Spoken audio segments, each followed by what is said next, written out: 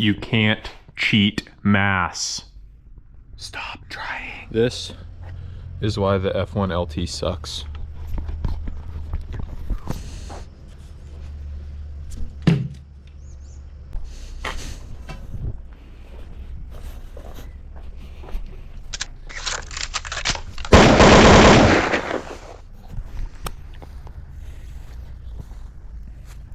Today we're going to be talking about why the Scarpa F1 LT is a travesty and why you should not ski it.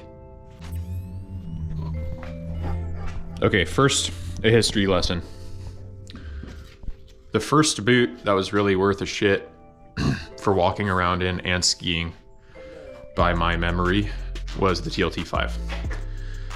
Compared to now, it was a relatively soft boot. The fit was prohibitively narrow, as some would say. It also, compared to current boots, did not walk as well. It definitely had some friction in the walking. However, like I said, it was kind of the first of its class as far as being something that would give a traditional mountaineer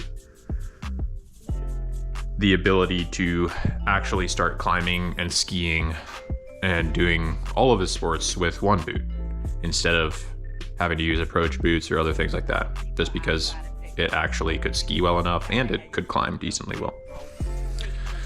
Next, we kind of had regression in the industry when they went to the TLT6. TLT6, I believe, got even narrower. Then they added a tongue, which is a whole new level of faffery. They were able to improve stiffness, and they did make it frictionless, obviously, when you did not have the tongue in there, at least compared to the 5. But people didn't want to add extra bullshit that they had to carry in their packs. So basically we have this void space. TLT5 is gone. We don't really have anything that can fit it. After that comes the Fisher. The original Fisher Traverse. The problem with the Fisher Traverse is that you could blow on it and it would crumple in half. It had the softest flex of any boot, at least that I've tried on. It was laughable. You couldn't even tell that it was in ski mode. However, it had a human-shaped toe box, and it was light, and it was frictionless, and it didn't have a tongue. And so, by de facto being the only reasonable boot on the market, it became kind of the light and fast choice for a brief period. Simply because it fit more people, you didn't have to carry a tongue, and it walked really well. However, it skied like dog shit. Okay?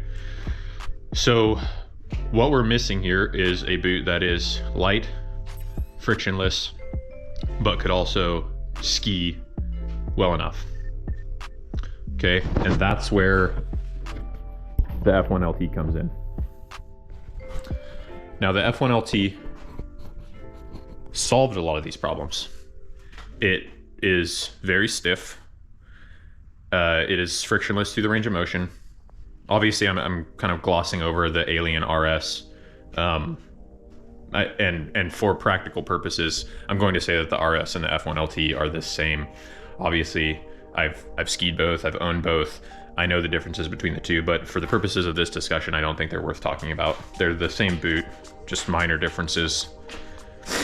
In any case, this solved the problems of the Fisher. Okay, it got stiffer.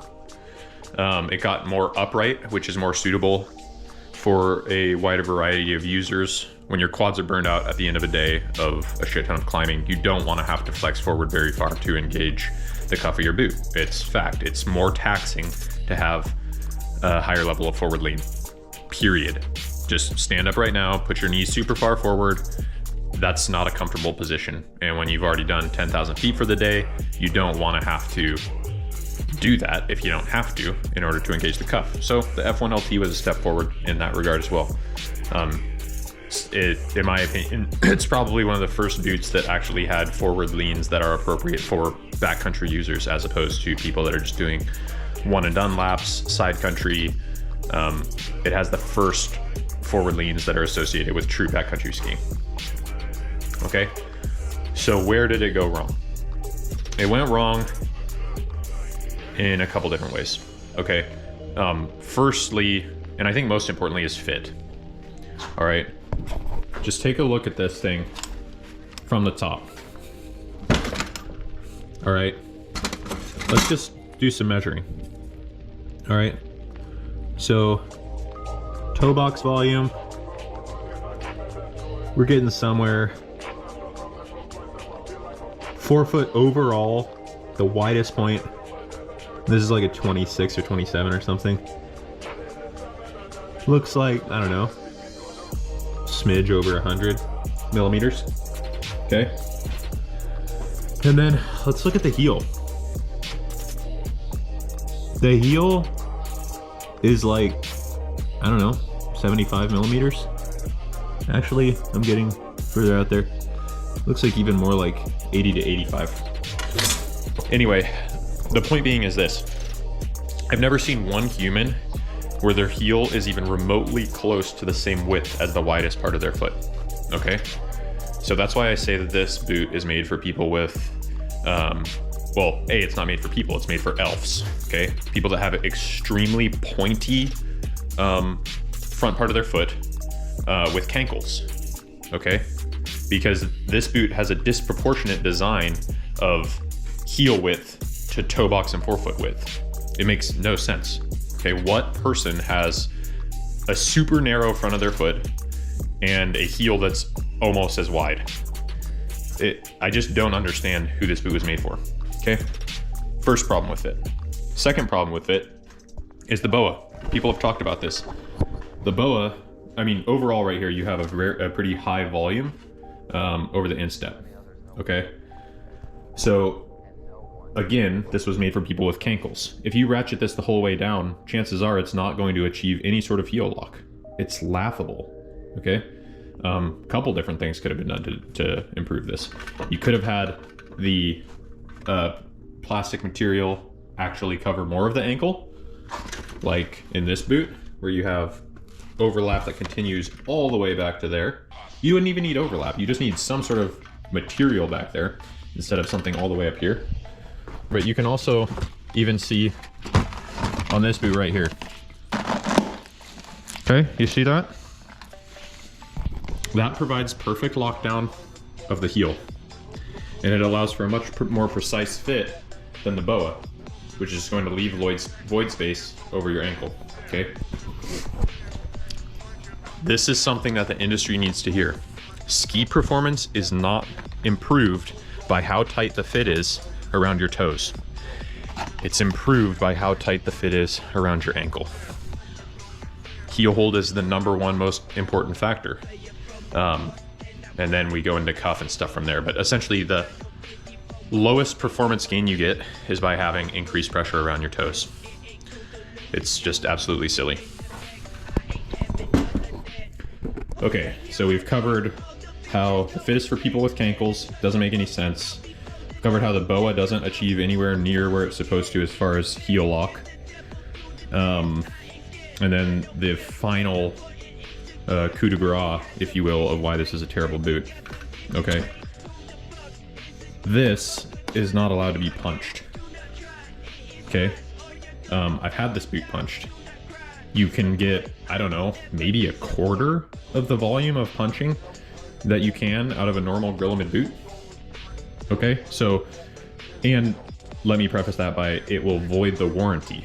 Okay, so A, this boot doesn't fit many people out of the box. Any people that I know of that it actually fits truly well. Okay. B, it can't be modified per warranty. Okay. So then what the hell is the point? It is a pointless boot. Fits nobody. You know, can't be modified. Too light. Okay, and I'm going to show you my science experiment on why mass is important. Okay, so anyway, how is this immensely popular? And then that goes back to my history lesson. This is immensely popular simply because there's nothing else in the industry that is light and stiff. Okay, that doesn't mean this is a good boot. It is objectively a terrible boot. It is only reasonable because there is nothing else competing with it that is light and stiff. Okay, that changes this year with the Technica 0G Peak. Okay, that boot is light and stiff. and will fit more people, has considerably better heel hold, and is better in every single regard. So get one. Throw out this F1 LT trash until Scarpa makes boots for human feet.